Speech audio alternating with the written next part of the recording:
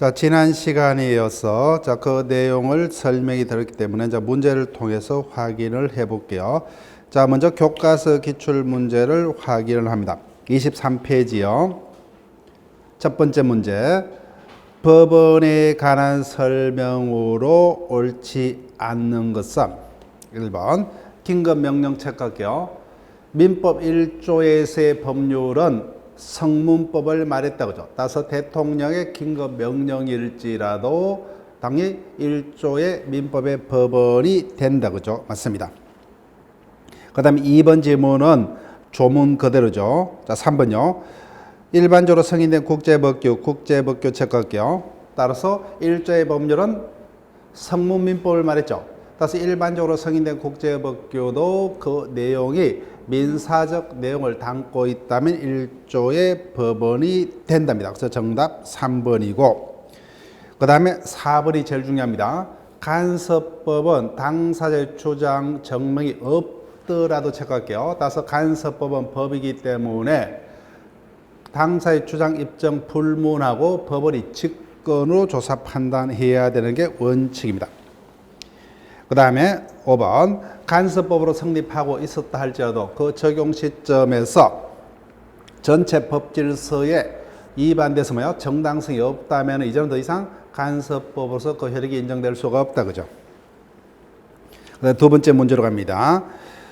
간섭법에 관한 설명으로 틀린 것은 1번 물건은 간섭법에 의해서도 창설될 수 있다. 185조. 우리가 물건법에서 다시 확인하겠지만 물건의 종류와 내용은 법률 또는 간섭법에는 임의로 창설하지 못한다. 따라서 동산의 양도담보, 그 다음에요 간섭법상의 법정지상권, 분묘기지권, 판례가 인정하는 간섭법상의 물건이더라 그죠. 그 다음 두 번째 2번 미등기 무허가 건물의 양수인 체크할게요. 자, 우리가 이제 물건법을 한번 배웠기 때문에 타인으로부터 부동산을 양수를 하려면 양수인은 언제 소유권을 취득합니까? 당연히 원에서죠, 그죠? 따라서 등기까지 해야 됩니다. 따라서 등기치 않는 미등기 부동산의 양수인은 아직까지 소유권을 취득 못했죠.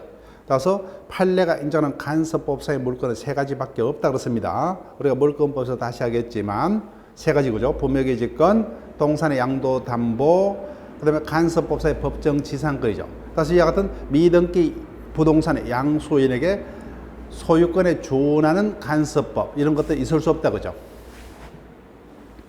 틀렸습니다. 그다음 3번 사실인 간섭은 간섭법과 달리 법으로서의 효력이 없는 맞죠 그죠? 법원이 아닙니다. 단순한 간행으로서 체크할게요. 법률행위의 당사자 의사를 보충 즉 법률행위의 두 번째 해석 기준이다 그죠?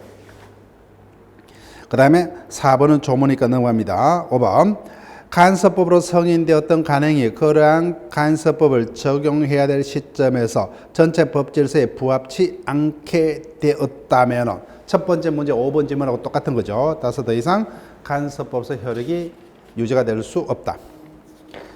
자, 그러면 매일 문제를 보세요. 매일 문제 1번 간섭법에 관한 설명이다. 틀린 것은 1번 간섭법은 일반적으로 법과 같은 효력이 있으므로 체크할게요. 당사의 주장 입증 필요 없이 그죠? 키포인트죠. 따라서 간섭법은 법이기 때문에 당사 주장 입증 필요 없이 법원이 직권으로 확정해야 된다. 다만 예외적으로 그 전부가 명확치 않기 때문에 법원이 이를 알 수 없는 경우는 예외적으로 당사자가 주장 입증할 필요가 있더라 그죠? 그 다음 두 번째입니다. 성립 시기 체크할게요. 간섭법은 법원의 판결로 그 존재가 확인이 되므로 확인 체크할게요. 즉 법원은 간섭법의 존재를 확인하는 역할밖에 없죠. 확인이 되면은 그 성립 시기는 그때가 아니라 뭐요? 실제 사에서 법적 확신을 얻었을 때로 성립 시기가 소급한다 그죠? 예, 틀렸습니다. 그다음 3번 오늘날 간섭법의 존재 범위와 역할은 축소. 그다음 판례는 4번 간섭법과 사실인 간섭을 법적 확신이 있느냐 없느냐에 따라서 명확하게 다른 말로 엄격하게 양자를 구분하더라. 자, 그 다음에 5번 현행민법상 간섭법은 원칙적으로 법률에 헌결이 있는 경우, 즉 성무법이 없는 경우만 보충적으로 적용이 된다 그죠. 다음 1조의 문제를 봤습니다. 그래서 1조에서는 우리는 100%는 아니지만 앞으로 100% 출제된다고 보고 계속 반복적으로 연습할 필요가 있습니다. 자, 그럼 어디를 가시느냐 하면은 31페이지로 옵니다.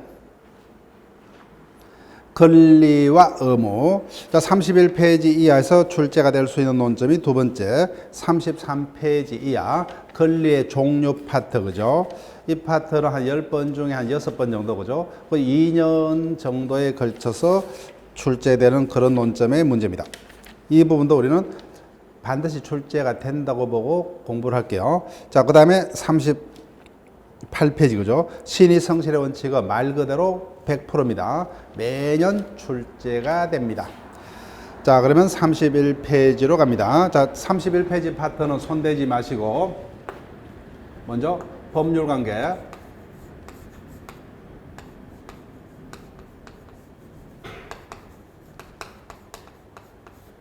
법률관계라 하면은 우리의 뭐요? 사회생활관계 중 법에 의해서 그죠? 법에 의해서 규율되는 생활관계를 법률관계라 하더라. 나머지 법이 아닌 도덕, 종교, 간섭 등에서 규율되는 나머지 사회생활관계를 인간관계라 하더라 그죠? 그때 법률관계는 법에서 규율되는 관계이기 때문에 법은 누구나 지켜야 되죠. 따라서 그 약속을 위반하게 되면 국가 힘을 빌어서 강제할 수가 있더라. 셋째 줄, 강제력이 그 특징이다. 그죠? 그렇지만 인간관계는 부모에게 효도해라. 그죠? 이런 것들을 하지 않더라도 국가에서 강제할 수가 없죠. 그죠? 따라서 그 양자의 근본적인 차이점이 있습니다. 그래서 큰 노마자 2번, 1번 인간관계. 사회생활 관계 중 법의 규율을 받지 않는 이와 같은 관계 등을 통틀어서 인간관계라 합니다. 인간관계는 둘째 줄, 법률관계와 달리 어떤 국가 권력에서 강제할 수 있는 것이 아니더라 그죠. 자, 그와 관련해서 인간관계 중 하나가 호의관계입니다. 호의관계. 그래서 호의관계는 말 그대로 이웃집 아기를 엄마가 외출한 동안 이웃집 아주머니가 대신 돌봐주기란 약속, 이런 것들은 호의관계를 한다 그죠. 즉 말 그대로 호의에 의해서 일정한 이익을 주고받는 관계를 호의관계. 인간관계의 하나이기 때문에 원칙적으로 법적인 문제가 생기지 않는다 그죠. 법적인 문제가 생기지 않습니다. 즉 약속을 위배하더라도 어떤 이를 강제할 수가 없습니다. 그런데 예외적으로 호의관계에서 수반해서 사고가 생겼습니다. 손해가 생겼다 그죠. 그때는 그 손해를 누가 부담할 것이냐에 따라서 이제는 호의관계가 아니라 법률관계로 전환이 됩니다. 법률관계로 전환. 따라서 이 파트를 우리가 하나만 기억할게요. 따라서 운행자입니다. 동성자다 그죠. 즉 갑이 자가용을 운행을 합니다. 타인을 일정한 장소까지 데려다 줄 법상의 의무가 없죠. 그런데 호의로 그죠. 호의로 일정한 장소까지 데려다 주기로 약속을 했습니다. 즉 호의 동성은 호의 관계로서 법률 관계가 아닌 인간관계에 해당하기 때문에 원칙적으로 그 약속을 위배하더라도 법적인 문제는 생길 수가 없다. 그런데 도중에 교통사고가 터져서 동성자가 다쳤고 그죠? 손해가 생겼다. 그 손해를 누가 책임질 것이냐? 이제는 법률 관계로 바뀌었죠. 그럼 당연히 누가 책임집니까? 운행자가 동성자에게 생긴 손해를 배상해야 됩니다. 이때 배상 범위도 처음부터 좋은 의도로 이와 같이 동성해다가 사고 났기 때문에 일반 교통사고와 달리 처음부터 그 배상액을 경감을 하는 게 원칙이냐 아니면 처음부터 전부 배상이 원칙이냐, 이것도 처음부터 전부 배상이 원칙이다. 그죠? 애적으로 너무 이제 불편하니까 뭐요? 좋은 의도로 실어가다가 어떤 사고가 났기 때문에 애적으로 일반 사고에서 애적으로 경감을 할 수 있다고 하죠. 원칙은 전부 배상이어야 한다 그렇습니다. 그래서 출제 가능성, 우리 시험에서 9회차 이후로는 출제된 바 없습니다. 근데 모의고사에서는 출제가 될 수 있기 때문에 다시 한번 확인합니다. 자, 호의관계 볼게요. 호의에서 어떤 이익을 주고받는 관계를 호의관계, 둘째 줄 마지막에 인간관계이기 때문에 원칙적으로 법적인 문제는 생기지 않습니다. 넷째 줄 마지막에 다만 호의관계에서 수반해서 손해가 생겼다 그죠? 즉 예를 이걸로 줄 거예요. 호의 동성 중 교통사고로 동성자가 부상을 입었다. 그때는 동성자에게 생긴 손해를 누가 배상할 것이냐에 대해서 법률관계로 바뀝니다. 그래서 넘기시면 원칙적으로 뭐요? 운행자가 배상 책임을 져야 된다고 그죠? 그 전부에 대해서 배상 책임을 지는 게 원칙입니다. 다만 일반 교통사고와 달리 전부 배상이 여러모로 적당치 않죠, 그죠? 따라서 당사자의 어떤 인적 관계라든지 호의 동성을 하게 된 이유 등 여러 가지 어떤 사항을 참작해서 애적으로 배상액을 강경할 수 있을 뿐이라는 겁니다. 자, 지금부터 이제 진행할게요. 그래서 우리 사회생활 중 법에 의해서 규율되는 생활관계를 법률관계. 그러니까 관계 개념이니까 뭐요? 대립되는 법상의 지위를 전제로 할 수밖에 없다 그죠? 그래서 법률관계는 다양한 모습으로 나타납니다. 채권자와 채무자의 관계, 매도인과 매수인의 관계, 임대인과 뭐야? 임차인의 관계 등 다양한 어떤 형태로 나타납니다. 그런데 이것을 일반화시키면 한쪽은 뭐야? 법에 의해서 보호되는 자, 나머지는 법에서 구속되는 자 그죠? 권리와 의무의 관계로 우리가 파악할 수가 있습니다. 그때 권리가 뭐냐는 겁니다. 자, 볼게요. 법률관계 내용. 법에서 규율되는 생활관계는 일반적으로 권리자와 의무자의 관계로 나타납니다. 그때 우리는 다양한 권리를 가지고 있다 그죠? 그것을 한마디로 권리란 일정한 이익을 누릴 수 있도록 법에서 주어지는 힘을 권리라 했습니다. 따라서 구별 개념들은 여러분들이 보시고 옆에지 로마자 큰 3번요. 그래서 관계 개념이 있기 때문에 원칙적으로 뭐요? 권리가 있으면은 의무가 뒤따라온 게 원칙이다 그죠? 근데 여기서 하나 기억해달라 그죠? 원칙이 중요한 것이 아니라 애가 시험범위다 그죠? 애외. 근데 일정한 경우에는 첫 번째만 기억을 할게요. 권리만 있을 뿐 의무는 따로 없는 경우가 있다 그죠? 다음 중 권리만 있고 의무는 없는 경우 형성권이 여기에 속한다 그죠? 따라서 이와 같은 문제는 형성권은 어느 것이냐 이런 문제입니다. 따라서 애조로 권리만 있고 의무는 없는 경우 체크할게요. 각종 취소권, 해제권 등 형성권을 말합니다. 근데 반대로 의무만 있고 권리는 없는 경우도 있습니다. 이건 외울 필요 없어요. 법인의 각종 등기 의무 등이 여기에 해당합니다. 자, 지금부터 이제 시험 문제입니다. 권리는 일정한 기준에서 우리 사회에서 존재하는 모든 권리를 일정한 기준에서 나눌 수가 있는데, 자, 첫 번째 기준이 내용에 따른 분류요. 다른 말로 이익에 따른 분류입니다. 권리란 일정한 이익을 누리도록 법에서 주어진 힘을 권리다 했다 그죠? 그 이익이 어떤 이익이냐? 권리자에게 생기는 이익이 크게 인격권, 그 다음에 가족권.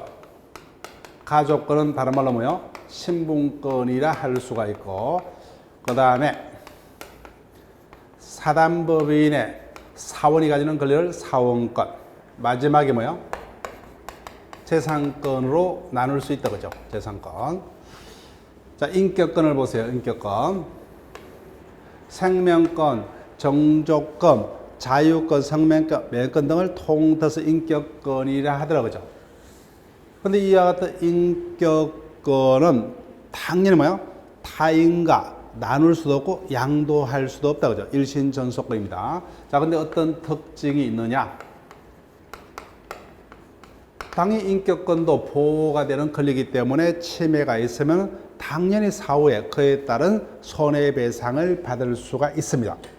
그런데 문제는 이와 같은 나의 명예가 이미 박살이었습니다. 나의 정조가 이미 깨뜨려졌다 그죠? 근데 이것을 사후에 돈으로 배상받는 것은 한계가 있을 수밖에 없다. 그래서 인격권은 사후 배상보다는 뭐요? 사전 예방책이 더 중요하다 그죠? 따라서 인격권의 침해에 대해서는 사전 예방 구제 수단이 인정이 된다. 그 특징을 기억을 하시고, 자, 그다음 가족권은 뭐요? 다른 말로 신분권이라는데 가족 관계에서 인정되는 각종 권리가 여기에 속한다 그죠? 저 부부간의 각종 권리 의무, 뭐 상속권, 부양 청구권 등 여기에 해당합니다. 그다음에 사단법인의 사원지에서 인정되는 각종 권리를 사원권이라 하더라. 자, 그런 정도로 기억하시면 돼요. 자, 그런데 재산권, 재산적 가치 있는 이익을 요구하는 권리를 재산권, 민법상으로 뭐요? 채권과 물권 두 가지가 있다고 그죠? 자, 이미 우리가 기본 이론 시간에 배웠기 때문에 물권에는 다시 8가지 그죠? 점유권, 그 다음에 본권에는 그 객체의 물건을 지배할 수 있는 본권에는 그 객체가 가지는 모든 가치를 자신만이 전면적으로 지배할 수 있는 소유권과, 그 다음에요, 소유권의 내용 중 제한된 부분만을 지배할 수 있는 제한물권, 제한물권에는 다시 그 물건이 가지는 사용 수익 가치만을 지배할 수 있는 용익물권, 지상권, 지역권, 전세권이 있었다 그죠? 그 다음에 그 객체가 가지는 교환 가치의 지배를 목적으로 하는 것을 담보물권, 유치권, 질권, 저당권이 있었죠. 저당권. 그 다음에 나머지 저작권, 발명권, 특허권 등은 뭐예요? 각종 지식재산권, 그죠? 다른 말로 무체재산권 등이 있습니다. 그래서 다시 이와 같은 4가지 권리는 다시 크게 2가지로 나눌 수 있다, 그죠? 즉, 재산적 가치 있는 권리인 재산권과 나머지는 뭐예요? 이 3가지를 묶어서 비재산권이다 할 수 있다, 그죠? 비재산권. 비재산권. 따라서 재산권은 당연히 뭐예요? 양도 상속할 수 있죠. 타인에게 자신이 가지는 권리를. 따라서 전속권이 아닌 뭐예요? 비전속권에 해당하더라고요. 그죠? 비전속권. 근데 이 같은 비재산권은 당연히 뭐예요? 원칙적으로 타인에게 자신이 가지는 권리를 양도 상속할 수 없다. 그죠? 따라서 일신 전속권에 해당합니다. 여기까지 볼게요. 33페이지 재산권에는 다시 물권과 채권이 있다고 그죠? 재산권의 개념서 첫째 줄 마지막에 재산권은 양도 상속을 할 수 있는 뭐요? 비전속권에 해당하다고 그죠? 자, 물권에는 객체의 물건을 배타적으로 지배할 수 있는 물건에는 점유권과 소유권, 나머지 용익물권, 담보물권, 제한물권 등 8가지가 민법에서 인정이 됩니다. 그 다음에 채권도 여기 속하고 지식재산권도 재산권에 속하더라고요. 그죠? 그 다음에 큰 2번 인격권. 이와 같은 인격권은 첫째 줄, 동그라미 1번의 둘째 줄, 당연히 타인에게 양도 상속할 수 없는 일신전속권이고, 자, 동그라미 2번 체크할게요. 인격권의 경우는 침해에 대해서 사후 배상은 한계가 있죠. 따라서 사전 예방책이 중요하다. 거기 기억하시고, 그 다음에 가족권, 사원권 등이 있더라고요. 그래서 이와 같이 크게 권리를 인격권, 가족권, 사원권, 재산권으로 분류하는 기준은 내용 또는 이익에 따른 분류다. 이런 정도라면 우리가 기억할 수 있으면 좋습니다. 자, 권리의 종류에서는 현실적으로 중요한 게 지금부터입니다. 35페이지. 권리란 일정한 이익을 누릴 수 있도록 법에서 주어진 힘을 권리다 했습니다. 그래서 우리 사회에서 존재하는 모든 권리는 뭐예요? 두 번째 기준, 그 힘에 따라서 다른 말로 효력에 따라서 사회에서 존재하는 모든 권리를 크게 네 가지로 분류합니다. 그래서 효력에 따른 분류, 다른 말로 뭐요? 힘에 따른 분류, 작용에 따른 분류입니다. 지배권, 그 다음에 청구권, 그 다음에 형성권.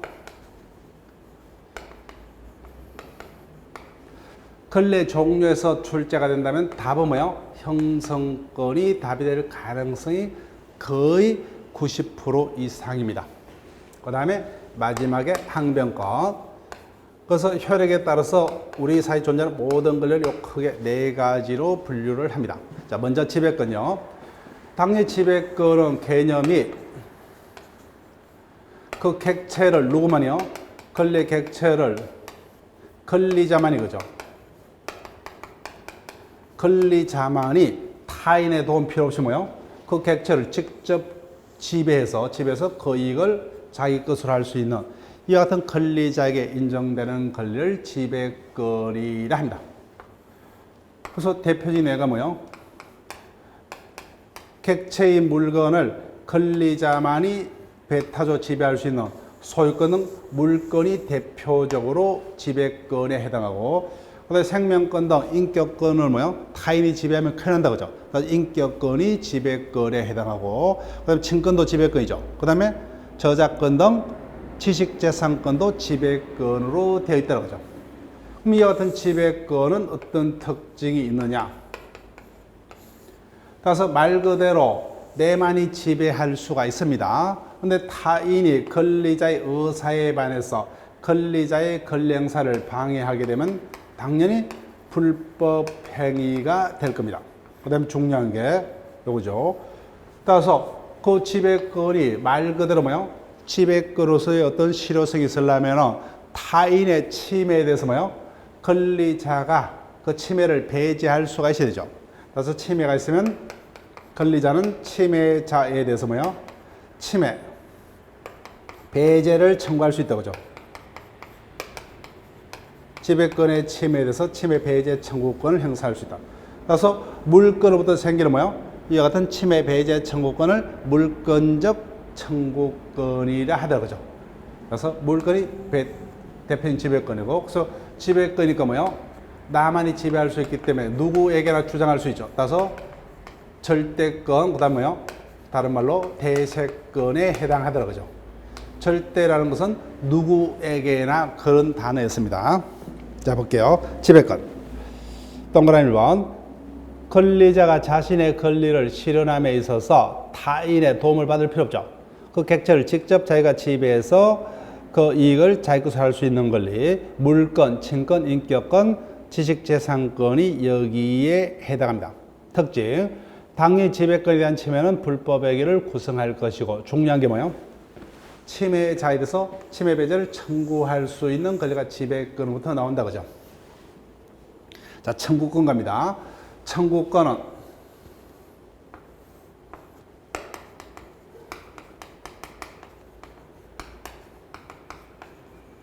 갑이 을에게 1,000만 원을 빌려줬습니다.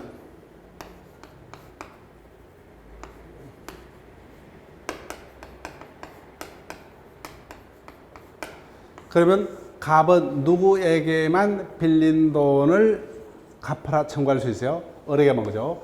이와 같이 청구권이라면 특정한 자가 뭐야? 특정한 의무자에 대해서만 그 의무행을 청구할 수 있는 이와 같은 권리자에게 인정되는 걸 청구권이랍니다. 근데 지배권은 누구에게나 주장할 수 있다고 그죠? 근데 청구권은 특정한 의무자에게만 그죠? 근데 문제는 청구권은 그 자체가 채권과 리꼬르 개념이 아니란 겁니다. 따라서 당연히 내가 채권이 있다면 채무자에게 채무행을 청구할 수가 있죠. 근데 채권이 어떤 청구권뿐만 아니라 따라서 채무자가 뭐예요? 이행하면 그것을 수령도 할 수 있고 끝끝내 이행처는 뭐예요? 이자를 소송을 제기해서 강제 집행할 수 있고 채권자 대위권, 채권자 취소권 여러 가지 어떤 힘이 채권에 포함되어 있습니다. 그래서 청구는 뭐예요? 그 채권의 하나의 내용이고, 근데 물건도 뭐예요? 침해되면 침해자에서 물건자가 침해 배제를 청구할 수가 있다 그죠. 그래서 물권적 청구. 그다음에 가족권으로부터 부부 일방이 정조 의무에 위반하게 되면 타방이 그 자를 상대로 이혼을 청구할 수도 있고 그에 따른 위자료도 청구할 수 있다 그죠. 따라서 중요한 것은 지금부터입니다. 그러니까 청구권이라는 권리 자체는 뭐야? 하나의 독립적인 권리가 아니라 채권의 하나의 내용으로서 그죠? 물권의 하나의 내용으로서 가족권의 하나의 내용으로서 포함된 그 같은 채권 등이 뭐야? 종속돼서 발생한 권리일 뿐입니다. 그렇기 때문에 청구권은 뭐야? 그 발생의 원인이 되었던 채권, 물권 등과 분리해서는 타인에게 양도할 수 있다 없다? 없다죠. 그래서 우리가 물권 보서 물권적 청구권은 누구만이요? 현재의 물권자만이 그죠. 따라서 종전의 물권자는 당연히 물권은 뭐요? 잃어버렸기 때문에 물권 청구를 행사할 수 없죠. 따라서 청구권은 물권 등과 분리해서 양도할 수는 없답니다. 없다. 따라서 이와 같은 채권 등과 분리해서는 따로 양도 못합니다. 그 점을 기억하시고 자 볼게요.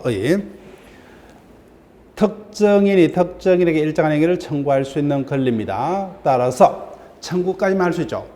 그래서 그 이익이 내 것이 되려면 의무자가 그에 응해서 의무 이행을 해야 된다. 즉 타인의 협력이 있어야만 권리자의 권리가 실현될 수가 있다 그죠. 근데 지배권은 자기 혼자서 그죠. 자, 쌍가루 2번입니다. 채권과의 차이점. 양자는 동의어가 아닙니다. 따라서 여하튼 청구권은 물권, 가족권 등으로부터 발생을 합니다. 그래서 제목 붙이면 되죠. 채권으로부터 생기는 청구권은 뭐야? 채권적 청구권. 물권으로부터 생기는 거 뭐야? 물권적 청구권. 이렇게 하면 된다. 그죠?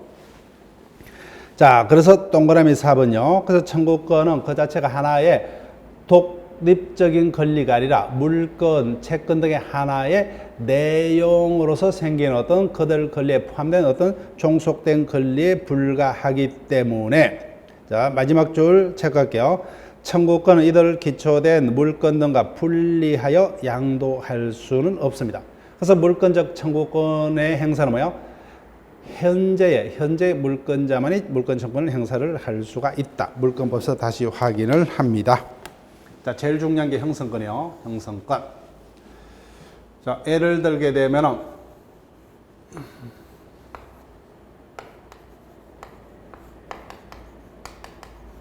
갑을 간의 토지 매매가 성립하려면 뭐요? 매도인의 청약과 그에 응하는 뭐요? 매수인의 성낙이 합쳐로 성립하는 게 맞죠? 즉 내가 누구에게 권리를 가지고 의무를 부담하기 위해서는 서로 간에 자유로운 어떤 합의에 따라서 이와 같은 어떤 권리 의무가 발생하는 게 원칙입니다. 그런데 형성권은 예를 들게 되면은 우리가 일단 물권법을 배웠기 때문에 떠올려 볼게요. 이자가 지상권자입니다. 근데 지상권이 소멸했다 그죠? 그런데도 그 지상물이 현존하더라. 그래서 일정 요건 하에 토지 소유자인 지상권 설정자에 대해서 뭐요? 일방적으로 지상물 매수를 할 것을 청구한다 그죠. 근데 이와 같은 매주 청구권이 있으면 바로 상대방 지상권 설정자인 토지 소유자의 성낙도 필요 없이 그에 대한 매매가 일방적인 이와 같은 청구권 행사에서 형성이 되어버리다 그죠. 이와 같은 권리자가 가지는 권리를 형성권이라 했습니다. 그죠? 형성권. 그래서 형성권은 권리자의 의사 표시만으로 뭐요? 상대방과 사이에 일정한 권리 의무가 발생케 할 수 있는 이 같은 권리자에게 인정되는 권리를 형성권. 자, 볼게요. 형성권이란 권리자의 일방적 의사 표시에 의해서 일정한 권리를 뭐요? 변동케 할 수 있는 권리자에게 인정되는 권리를 형성권이라 했습니다. 그래서 우리는 많은 종류의 형성권을 확인했습니다. 그래서 취소권, 해제권, 철회권, 추행권 등 많은 권리가 여기에 해당했다고 하죠. 그런데 이와 같은 형성권을 크게 두 가지로 나눕니다. 그래서 뭐요? 내가 형성권을 가지고 있다면은 그 형성권을 어떻게 해요? 어떻게 행사를 해야 되느냐에 따라서 두 가지입니다. 첫 번째, 행사 방법에 제한이 없습니다. 제한이 없어요. 따라서 대부분의 형성권이 여기에 들어갑니다. 대부. 따라서 내가 가지는 형성권은 뭐예요? 재판에서 행사를 하든 재판 밖에서 행사하든 행사만 하면 됩니다. 그런데 또 하나는 내가 가지는 형성권을 반드시 어떻게 해요? 재판으로만 행사를 해야 돼요. 따라서 여기에 속하는 유형은 재판으로 행사하지 않으면 그 효과가 발생치 않는다. 그죠? 그래서 여기에 속하는 것은 제3법에는 딱 하나밖에 없다. 그죠? 채권자 취소권. 채권자 취소권은 반드시 재판으로 행사를 해야 됩니다. 채권자 취소권은 재판으로 행사하지 않으면 그 효과가 생기지 않습니다. 나머지는 뭐예요? 다 가족법에서 인정되는 형성권이더라. 그죠? 즉 재판상 이용권, 재판상 파행권, 친생 부인권 등 다 가족법상의 형성권이 여기에 속합니다. 자, 종류 볼게요. 쌍그레 1번. 형성권은 여기에 속하는 거다. 그죠? 첫 번째, 권리자의 의사 표시만 있으면 돼요. 그 의사 표시가 재판으로 있던 뭐요? 재판 밖에서 있던 의사 표시만 있으면 그에 따른 효과가 생기는 거. 우리가 알고 있는 대부분의 형성권은 여기에 속합니다. 근데 셋째 줄, 법원의 판결을 통해서만 행사할 수 있는 거죠. 즉 채권자 취소권 미적을게요. 나머지는 다 가족법상 형성권이 여기에 해당합니다. 그 다음에 세 번째, 자 법조문을 보니까 해당 권리의 명칭은 그죠? 청구권으로 되어 있다. 그죠? 청구권으로 되어 있지만 실질이 청구권이 아닌 형성권인 경우가 있더라고요. 그죠? 형성권. 그 권리의 명칭은 청구권으로 되어 있지만 실질이 형성권에 해당하는 것. 금방 하나 제가 설명했죠. 지상권자의 지상물 매수 청구권 등이 여기에 해당한다. 그죠? 따라서 첫 번째가 각종의 매수 청구권이 여기에 들어갑니다. 명칭은 청구권이지만 매수 청구권은 형성권. 그래서 우리가 배웠던 거 어떤 것이요? 지상권자의 지상물 매수 청구권, 전세권자 임차인의 부속물 매수 청구권 이런 것도 있었다. 그죠? 그 다음에 두 번째, 각종의 소멸 청구권이요. 따라서 소멸자가 붙은 청구권은 뭐예요? 형성권에 해당한다. 따라서 우리가 물권법에서 배웠던 지상권 설정자 또는 뭐요? 전세권 설정자의 소멸 청구권 등이 여기에 해당하더라고요. 그죠? 그 다음에 가장 종류가 많은 게 각종의 대금 정감 청구권이 여기에 속했죠. 그죠? 대금 정감 청구권. 따라서 임대차에서 뭐요? 차임 정감 청구권, 전세 파트에서 전세금 정감 청구권, 그다음 뭐요? 지상권에서 지료 약정이 있는 경우 지료 정감 청구권 등이 여기에 해당했습니다. 네, 마지막에 공유물 분할 청구이다. 그죠? 공유물 분할 청구권이 형성권에 해당했습니다. 그래서 우리 시험에서는 권리 종류에서 출제가 된다면 형성권에서 출제될 가능성이 제일 많고, 그 다음에 마지막에 항변권으로 갑니다. 자, 항변권 볼게요. 가벌간에 1,000만 원의 대여가 있었다. 그죠? 채무자입니다. 언제까지 되돌려 갚기로 약속하고 연말까지. 그죠? 근데 갑자기 갑이 찾아서 내일 당장 빌린 돈을 갚아라 합니다. 그럼 내가 어리라면 어떡합니까? 내가 빌린 게 없다라고 주장합니까? 아니면 빌린 게 있지만은 이 날짜까지 갚겠다고 약속을 했기 때문에 지금은 못 갚겠다는 거예요. 후자다. 그죠? 따라서 항변권이라 하면은 청구권자가 청구권을 행사해 왔을 때 상대방인 의무자 측에서 뭐예요? 그 이행을 거절할 수 있는 상대방에게 인정되는 권리를 항변권. 그래서 거절한다 해서 뭐예요? 거절권이라고도 합니다. 그런데 이 경우 언제까지 이행을 거절합니까?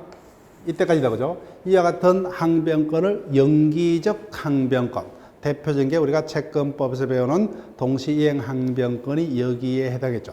그 다음에 영원히 이행을 거절할 수 있는 것은 뭐예요? 영구적 항변권. 대표적인 게 상속인의 한정성인의 항변권이 여기에 해당했습니다. 자, 확인해 볼게요. 36페이지 4번 항변권요. 항변권이란 상대방의 청구권 행사에 대해서 일정한 사유에서 그 이행을 거절할 수 있는 의무자책에 걸립니다. 따라서 항변권은 제일 어렵게 출제되면 그 다음부터입니다. 두 번째 문장부터. 따라서 항변권은 상대방의 청구권 자체는 부정하지 않는다. 그죠? 그 작용만을 저지할 수 있는 상대방의 가지는 권리. 따라서 청구권 자체는 인정 안 하고 이다 체크할게요. 항변권은 두 가지, 연기적 항변권과 영구적 항변권이 있더라. 자, 기타 분류로 갑니다. 타인에게 자신의 권리를 양도, 상속 등을 할 수 없는 권리를 일신전속권이라 하는데, 다시 일신전속권은 두 가지가 있더라. 둘째 줄 체크할게요. 동그라미 1번의 둘째 줄. 양도, 상속할 수 없는 기속상의 일신전속권이라는 것도 있고, 그죠? 그 다음 권리자 스스로 자신의 권리를 행사를 해야지 타인으로 하여 타인, 대리인 등 타인으로 하여 대신케 할 수 없는 권리자에게 인정되는 권리를 행사상의 일신전속권이라 하더라. 그 정도까지만 기억할게요. 구체적인 양자 범위까지는 그 애들이 다 가족법에 실려있기 때문에 그런 것들을 답으로는 하지 않을 겁니다. 지문화 되더라도 답은 다른 곳에서 있을 거예요. 자, 그 다음에 쌍가리 2번 비전속권, 양도 상속할 수 있는 것, 재산권이 여기에 속한다. 그죠? 자, 그다음에 큰 2번 주종, 익숙하죠? 우리가 주물종물이다. 그죠? 따라서 종은 주와 운명을 같이 하기 때문에, 자, 주된 권리. 따라서 원본 채권과 이자 채권은 운명을 같이 할 수밖에 없다. 그죠? 따라서 원본 채권을 주된 권리, 그 다음에 이자 채권을 종된 권리라 한다. 그죠? 그 다음에 저당권 등 담보물권은 일정한 채권을 담보하기 위해서, 그죠? 따라서 저당권 등에 담보되는 채권, 피담보 채권이 주된 권리고 저당권 등 담보물권은 종된 권리에 해당합니다. 그래서 동그라미 2번 효과. 주종이니까 종된 권리는 주와 법적인 운명을 같이 한다. 그죠? 따라서 주된 권리가 소멸하면 종된 권리도 소멸합니다. 그 다음 절대권요. 절대권은, 절대란 단어는 누구에게나 그런 의미죠. 따라서 누구에게나 주장할 수 있는 권리, 지배권이 여기에 해당하더라고요. 그래서 다른 말로 대세권. 그 다음에 절대 반대가 뭐예요? 상대죠. 그죠? 상대. 특정한 자에게만 주장할 수 있는 권리를 상대권. 그래서 다른 말로 대인권. 청구권과 채권이 여기에 해당하더라고요. 그 다음에 기대권은 그냥 여러분들이 넘어가시고. 자, 그럼 문제 볼게요. 교과서 문제 37페이지 제일 밑에 형성권이 아닌 것은 취소권, 상계권, 그 다음 뭐요? 해지권, 그 다음에 매매, 일방, 예약, 완결권은 형성권에 해당합니다. 근데 채권자, 대위권은 뭐요? 채무자의 책임 재산을 보존하기 위해서 채권자가 채무자를 대신해서 채무자가 제3자에 대해서 가지는 어떤 권리 등을 대신 행사할 수 있는 일종의 재산관리권, 엄격하게 말하면 뭐예요? 이거는 권한에 해당합니다. 따라서 이거는 형성권이 아닙니다. 나머지는 다 형성권에 해당합니다.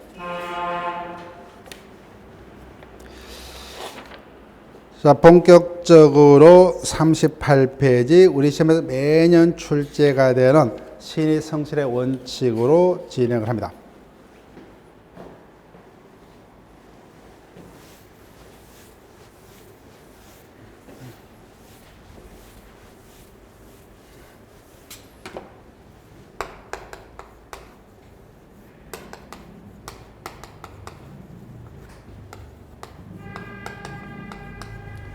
신의 성실의 원칙은 줄여서 신의처, 그죠? 그 다음에 권리 남용 금지 원칙.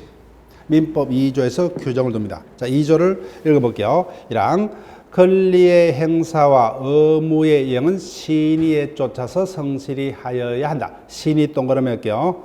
권리는 남용하지 못한답니다. 자, 권리 행사 개념. 권리란 일정한 이익을 누리도록 법에서 주어진 힘을 권리라 했는데, 행사라면 뭐예요? 그 이익을 현실화하는 것을 행사라 합니다. 그때 행사상의 일신 전속권이 아닌 한은 권리 행사는 본인 스스로 행사를 하더며 타인인 대리인 등을 통해서 대신케 하던 권리자의 자유가 원칙입니다. 계속 손대지 마시고 권리 행사의 구체적 모습, 내가 지배권을 가지고 있다면요, 직접 그 객체를 지배해서 그 이익을 내 것으로 하는 방법. 내가 청구권을 가지고 있다면요, 상대방에게 의무행을 청구하고 상대방이 이에 응하면 뭐요, 그 결과를 수령하는 방식으로 권리를 행사할 것이고, 내가 형성권을 가지고 있다면 뭐요, 일방적인 의사표시 또는 재판으로 나의 형성권을 행사를 할 것이고, 항변권을 가지고 있다면 청구권자의 뭐요, 청구권 행사에 대해서 이를 거절하는 형식으로 행사를 할 겁니다. 자, 그런데 권리 행사의 한계 제목 체크할게요.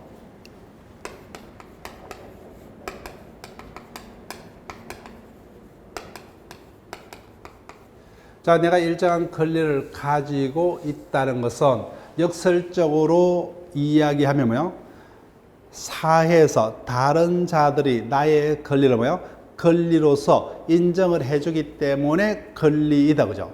그러면 나의 권리는 내 멋대로 행사를 할 수 있는 절대적 자유가 아니라 사회에서 뭐요, 인정되는 그 한계에 내에서, 그죠, 행사할 어떤 제한이 있더라. 그래서 이를 사회성, 공공성에 의한 제약이더라, 그죠? 이런 정도로만 일단 기억을 해달라고 했어요. 그래서 나의 권리 행사는 자유가 원칙이지만 그 한계가 있다, 그죠? 사회성, 공공성에 의해서 제약이 있더라. 그 대표적인 규정이 민법 2조라는 겁니다. 그래서 내가 아무리 권리가 있더라도 그 권리 행사는 상대방의 믿음에 쫓아서 성실히 권리를 행사를 해야 되는 여하튼 한계가 있더라는 겁니다. 자, 그럼 본격적으로 갑니다. 큰 노마자 2번 신의성실의 원칙. 즉 신의성실의 원칙이라면은 개념 보세요. 내가 사회생활을 할 때는 뭐예요? 공동체 한 사람으로서 나만의 어떤 이익을 추구해서는 되지 않고 뭐예요? 항상 상대방의 어떤 정당한 믿음을 내가 항상 배려 내지 고려하면서 권리 내지 의무를 성실히 이행을 하라는 겁니다. 따라서 이와 같은 것을 고려의 명제, 이런 표현을 씁니다. 단어 자체를 속이진 않기 때문에 혹시나 이와 같은 단어가 있으면 어떤 그런 의미구나 이렇게 기억을 하시면 돼요. 즉 상대방의 정당한 이익을 뭐요? 고려, 다른 말로 배려를 하면서, 그죠? 예, 배려하면서 나의 권리 내지 의무를 성실히 이행을 해야 된다는, 누구든지 사회생활에서는 최소한 지켜야 되는 최소한의 어떤 행동 원칙을 신의성실의 원칙이라 합니다. 그 다음에 옆에지 연역. 그 같은 신의성실의 원칙은 모든 법은 뭐요? 현대 우리 근대법은 서양으로부터 로마로부터 나옵니다. 따라서 신의성실의 원칙은 로마법으로부터 생겼고, 그것을 가장 먼저 법전에 실은 나라가 당연히 뭐요? 서구에서는 프랑스가 가장 먼저 시민혁명이 일어났죠. 따라서 프랑스에서 먼저 계약의 해석 원리로 규정했고, 독일법에서는 뭐요? 다시 그 범위를 넓혀서 계약을 포함한 채권법 전체 원리로 법전에 실었고, 그 다음에 뭐요? 마지막에 등장했던 서희서법은 채권법뿐만 아니라 뭐요? 민법 전체 지도 원리로 민법전에 실었습니다. 그래서 현행 민법은 서희서법을 본받고 있습니다. 그럼 한마디로 신의책의 적용 범위는 뭐요?